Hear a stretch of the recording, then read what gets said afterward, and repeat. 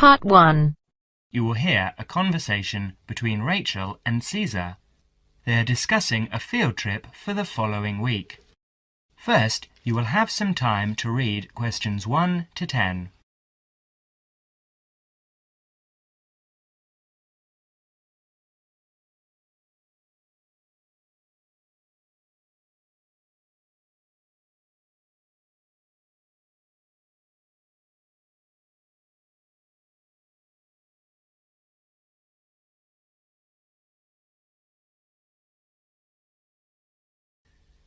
Now listen carefully and answer questions 1 to 7.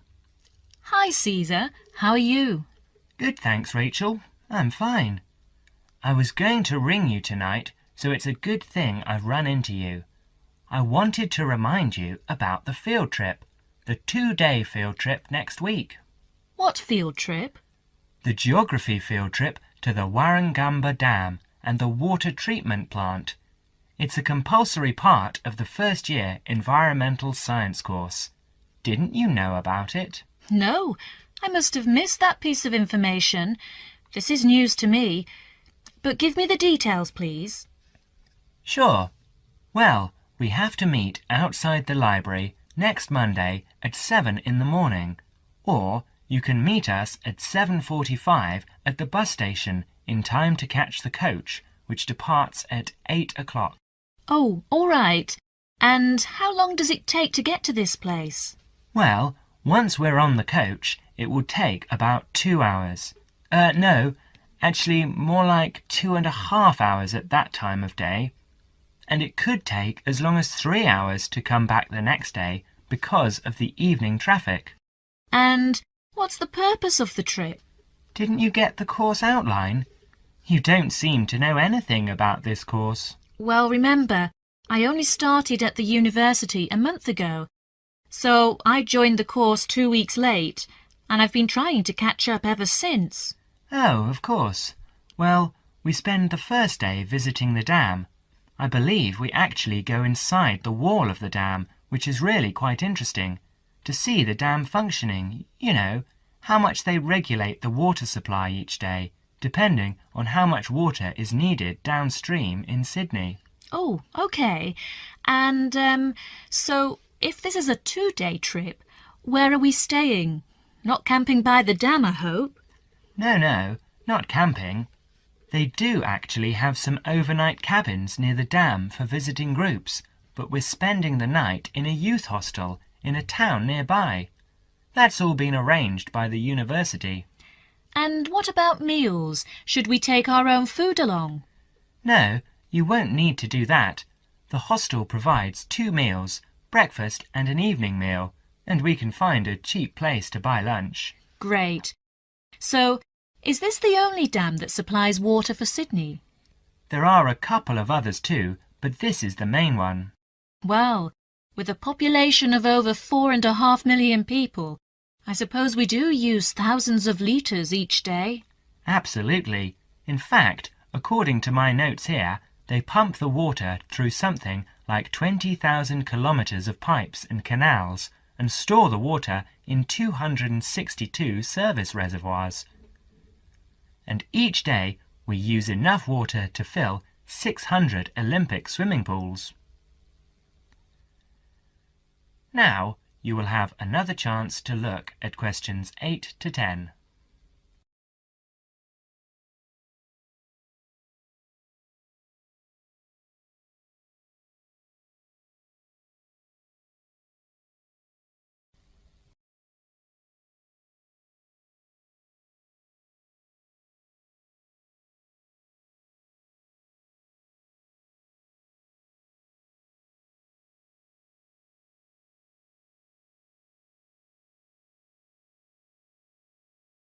As the conversation continues, answer questions 8 to 10. And what's happening on the second day? Well, we're coming back to town and going to the water treatment plant to see how they purify the water for drinking. Oh, that should actually be quite interesting. I'll bring my camera. Yes, that's a good idea, because we're supposed to include original photos for the final piece of work at the end of the course, And make sure you bring a notebook and pen or pencil. OK, I'll do that. You'll probably need some good walking shoes and spare clothes too, and I would recommend that you bring a waterproof coat of some sort because the chances of it raining are pretty good next week. And a hat, perhaps. Sorry, no. I draw the line at a hat. Fair enough. And by the way, do you have a mobile phone? I do, actually. Well, bring that along because that way we can keep in touch more easily. Provided that mobiles work up there, of course. That's a point. Do I need a map? No, I wouldn't bother. We won't need to do any map reading. OK then. See you on Monday, and thanks very much for letting me know. That is the end of part 1. You now have half a minute to check your answers.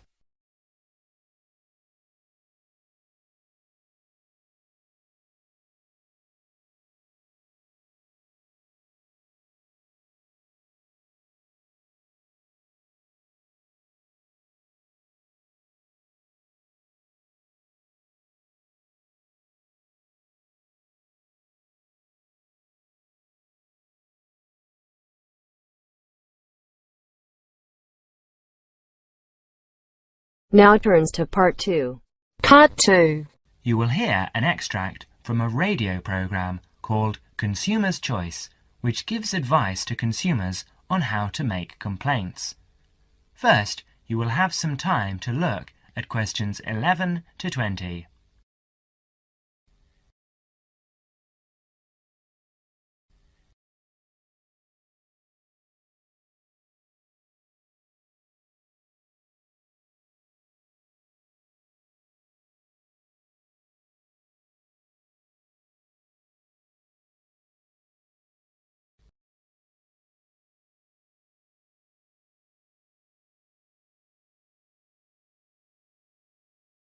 Now listen carefully and answer questions 11 to 15. Hello everyone! Welcome again to Consumer's Choice, which is the last in our present series. Isn't that right, Wendy? Yes, that's right. But we'll be back again after summer break with a new series. We'll tell you more about that later. But first, in today's programme, we start off with the missing photographs. We'll tell you a story of Miss Patty Ching, one of our listeners. We'll tell you how she has qualified for our Consumer of the Month award with her determination. Dennis? Thank you, Wendy. Well, Miss Patty Ching went on a holiday to Europe last month. This was her first ever trip abroad, and one for which she'd been saving for 10 years. Her tour took her around 12 countries in 21 days, and being a keen photographer, she took lots of photographs. 10 rolls of film, to be exact. About 360 photographs. When Patty got back home, she gave all her photos to top-class photo services for developing, and they vanished. She never saw them again. Of course, she was furious with the company and complained. They apologized and offered her compensation, 10 free rolls of film. This made her even more angry, and she rejected this completely inadequate offer and asked for $2,000. The company refused her request, so Patty wrote them a letter telling them to pay up in 10 days or she would take them to court. She received no reply, so she did take them to court. But 2 days before the case was due to be heard, she received a check for $2,000. Top Class had obviously made their minds up on how the judge would decide. Patty's case provides a lesson to all of us. If we want our rights as consumers, we've got to fight for them. So for her determination and spirit, we name Patty our Consumer of the Month. Now you will have another chance to look at questions 16 to 20.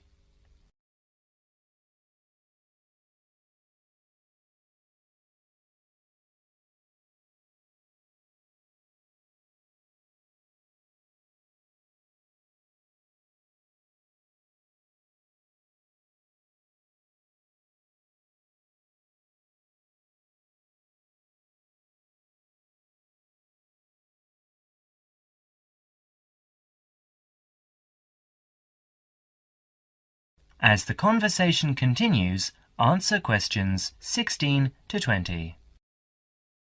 Thank you, Dennis. And now I'd like to deal with the problem that many of our listeners write about: sale prices. When we go to a sale and see a sign on something saying 50% off or $300 reduced to $100, how do we know the prices really have been reduced? One of our listeners, Mr. Alvin Locke, tells his story. In a department store where I sometimes shopped, I saw a leather belt priced at $100. Too expensive for me, but I liked it and thought I might buy it next time the store had a sale. The store did have a sale, and I went back to look for the belt. It was there all right, but the ticket on it now read $200 reduced to $150. The sale price was actually higher than the normal price. What can we as consumers do in a case like this? The answer to Alvin's question is that, at the moment, all we can do is to complain to the store's management and bring these cases to the attention of the public. Bad publicity might help to put a stop to this dishonest practice. Of course, making a fuss about faulty goods or bad service is never easy. Most people dislike making a fuss. But if something you have bought is faulty or does not do what was claimed for it, you are not asking for a favour to get it right. It is the shopkeeper's responsibility to take the complaint seriously and to replace or repair a faulty article or put right poor service, because he is the person with whom you have entered into an agreement. The manufacturer may have a part to play, but that comes later. So it's quite proper and reasonable to make a complaint about faulty goods or bad service. Well, Wendy, what do you think is the right way to do that? Well, the most important thing about making complaints, I think, is that they should be made to a responsible person in authority. Go back to the shop where you bought the goods, taking with you any receipt you may have. Ask to see the shop assistant in a large store. In a small store, the assistant may also be the owner, or you can complain directly. In a chain store, ask to see the manager. If you telephone, ask the name of the person who handles your inquiry, otherwise you may never find out who dealt with the complaint later. Even the bravest person finds it difficult to stand up in a group of people to complain. So, if you do not want to do it in person, write a letter. Stick to the facts and keep a copy of what you write. At this stage, you should give any receipt numbers, but you should not need to give receipts or other papers to prove you bought the article. If you are not satisfied with the answer you get, or if you do not get a reply, write to the managing director of the firm, shop, or organisation. Be sure to keep copies of your own letters and any you receive. Well, thank you for your good advice. It's nice for every consumer to take an action when he or she gets bad goods or service. And of course, the consumer's choice will continue to press for the government to bring in laws similar to those in other countries to protect consumers by making it illegal to cheat them in this way. And now I'd like to tell you about our new consumer hotline, which came into operation last month. So far, we have received... That is the end of part 2. You now have half a minute to check your answers.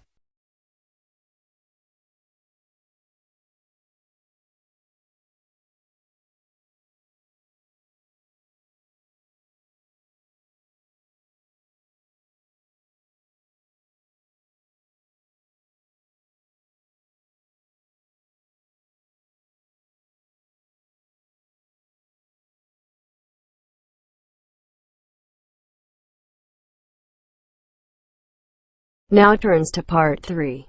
Part 3. You will hear Dr. Richardson discussing the requirements of a course and the writing of an essay with a student. First, you will have some time to look at questions 21 to 30.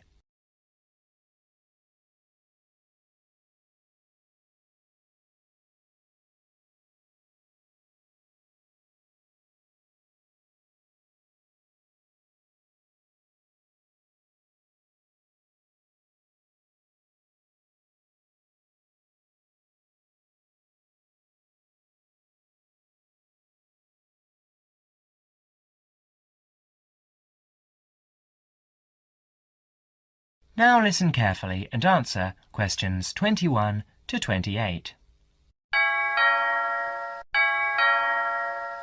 Enter, please. Good afternoon, Dr. Richardson. Good afternoon. You're David Simons, is that right? Yes, I've got an appointment to talk about the course requirements with you. Fine. Now, why don't you take a seat over there and I'll just get some details from you. First, can I have your home address and your student number? That's 15 Market Avenue, Hornsby, and my student number is C97H85. OK.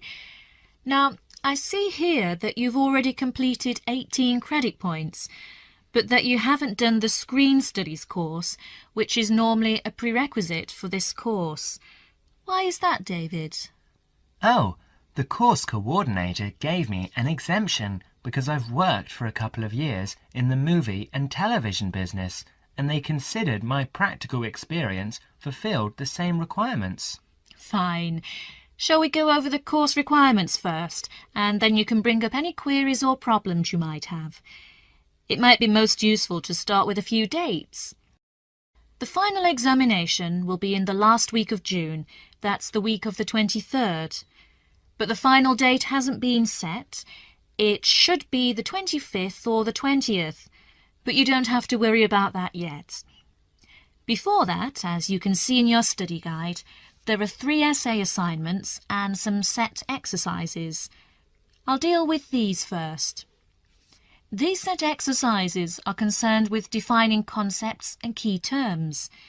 They do have fixed answers, not in the wording, but in the content. To that extent, they're quite mechanical and provide an opportunity for you to do very well, as long as your answers are very specific and clear. Yes, I see there are about 20 terms here. How long should the answers be?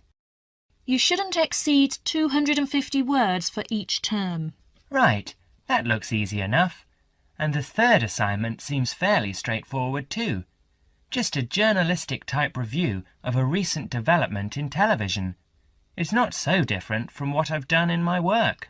Yes, it should be fairly easy for you, but don't exceed 1,000 words on that one. Essays 1 and 2 are the long ones. The first essay should be about 2,000 words, and the second 2,500 to 3,000, and the approach for both should be analytical. You now have another chance to look at questions.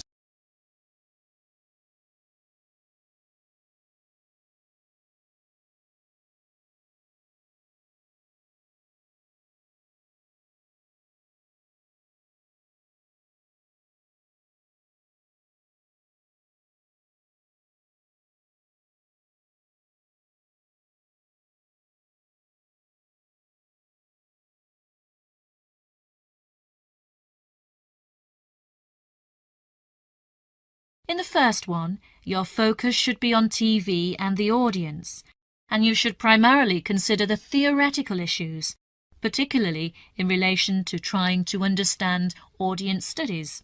In the second, I'll want you to focus on analysing television programmes. Should I concentrate on one particular type of programme for that? Not necessarily, but you must be careful not to overextend yourself here. A comparison between 2 programmes, or even between 2 channels is fine, or a focus on one type of programme such as a particular series works well here. So if I wanted to look at television news programmes, that would be okay? Yes, there would be no problem with that. In fact, it's quite a popular choice, and most students handle it very well. Good, I'll probably do that, because it's the area I want to work in later. Later, during the course, Dr. Richardson gives David some advice and warnings about his essay.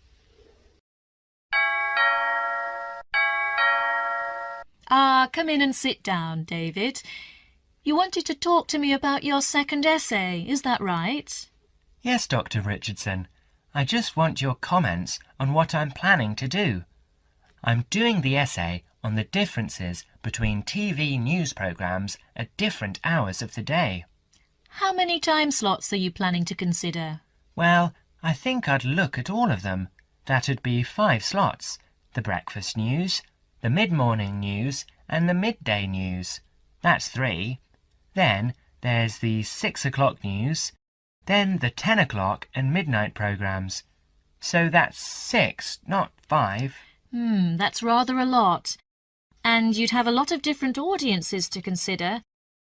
Why don't you just do 2, say the mid-morning and then 6 o'clock? That should give you 2 fairly contrasting approaches with 2 main audience compositions. Oh, just 2 then? Yes, I think that'd be much better. Now, how many actual programmes do you plan to work with? I suppose you think analysing a whole week of news programmes would be too many. Well, that depends on how much of each programme. If you concentrate on one particular type of news item, say the sports news or local items, it might be all right. Yes, I can see that would be a good idea. I won't make a decision now before I collect a sample of programmes over a whole week. I'll look at them and see what items appear throughout the week. Yes, that's a sound approach. Now, we're getting close to the deadline. Can you finish it in time? Yes, I think so. I've completed the reading and I know what my basic approach is, so it's really just a matter of pulling it all together now. Fine, David. I'll look forward to reading it. That is the end of part 3. You now have half a minute to check your answers.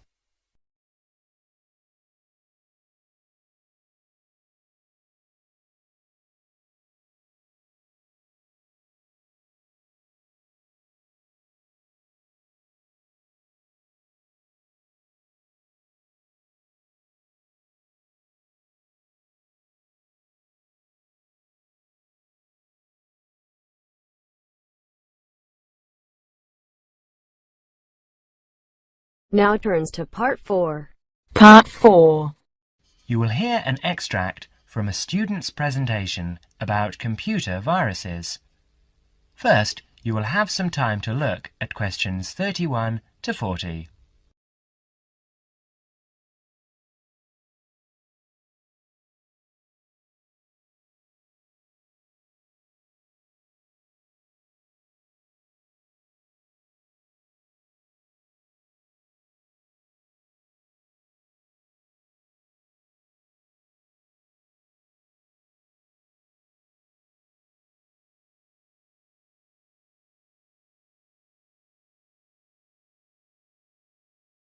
Now listen carefully and answer questions 31 to 40.